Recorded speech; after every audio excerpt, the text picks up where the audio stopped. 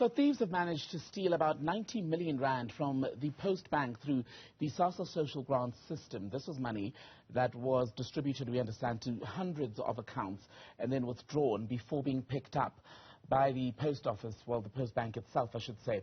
According to AmaBhungane, the crime was kept under wraps by PostBank since it happened in October last year.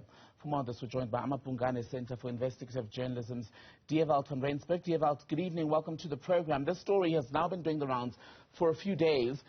How clear are we on how the criminals were able to pull this off? Well, look, from the get-go, from the information we had, it's pretty clear how they did it. It's really a question of who they are. So it's clear that they accessed the PostBank's network internally. That they not most likely worked at the PostBank or worked for a contractor in the PostBank with in access. And it's known there were free terminals accessing the network. For instance, they have that kind of granular technical information, but all the kind of the logs in the system were deleted. So it's really impossible to find out who they were. You can pinpoint when they did it. You can pinpoint more or less what they did, but not who they are. That then raises the immediate concern about the fact that if these people are still in the system and doing the same jobs, they've still got access to this money and could pull off a similar crime, no? Well, one imagines that this particular form of manipulation of the system, and that's what it was, you manipulate the grant payment system to illicitly credit Sassa accounts just with enormous amounts that they're not due. Then you go withdraw it at the ATM.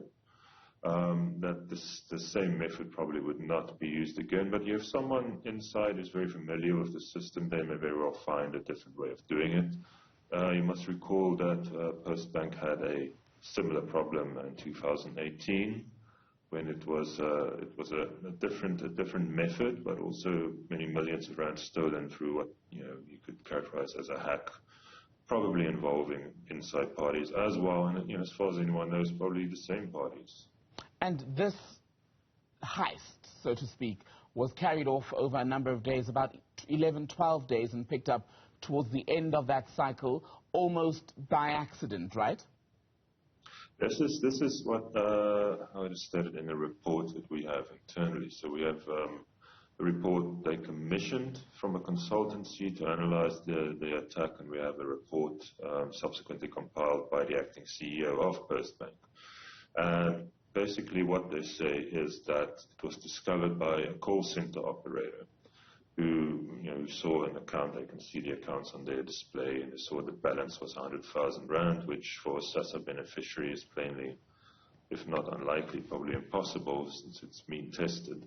And that obviously raised the flag. It was raised with the boss, and very soon after that, the whole thing was discovered and shut down. So yeah, that's the way in which it was discovered. I think PostBank has subsequently put out a press release disputing the way we put it, but I mean they seem to be indicating that kind of check by call center operators is their modus operandi for safeguarding the system. In which case, that's also quite worrying. So indeed, what the PostBank has said is that this wasn't by accident, and in fact they do have these systems where people such as the staff member who picked up this one irregularity would be able to do so regularly. But if money was being moved around for 10 days or more without being detected or a serious red flag being raised, that brings into question the, shall we say, the strength of the detection systems. Well, yeah, it's clearly not constantly in operation. If you're counting on that kind of form of detection that takes 2 weeks to see millions of rands move, and then only sees one part of what is a far larger operation, that doesn't sound to me like a methodical way of detecting fraud at all. Be that as it may, the thing about it taking 12 days, well, that's the amount of time that was used to move money through the system, through the grant accounts and through ATMs. It's very evident that there was time spent planning beforehand. Basically, you had to recruit accounts, essentially, that would be credited, and that took an unknown amount of time beforehand. And Kevin Martins, the acting PostBank CEO, said that no customer's money or no grants recipient money was actually taken, and this was money from the PostBank, and people who were meant to receive payments received payments nonetheless. But the issue is that the cyber security or cyber insurance that kicked in to help cover this has now been depleted until about July 2023. What does that then mean in practical terms for the safety of these funds that are in the PostBank's care? Well, there's two issues there. The way he puts it, that no grantee was injured or lost money, that's completely true. What was done is the use of the grant system to rob PostBank. The grantees, there were 280 grantee accounts that were not affected so much as used, probably with the complicity of the grantees, who may have just been hired for a commission or for a small cash amount to provide their cards to be cloned. Something to that effect. Obviously, it's not clear yet. So no, it was not grantee money, it was PostBank money. Now, PostBank's insurance against this amounted to 75 million rand over several years. That obviously has been exhausted. It has paid in money, lost money as well that wasn't covered by insurance.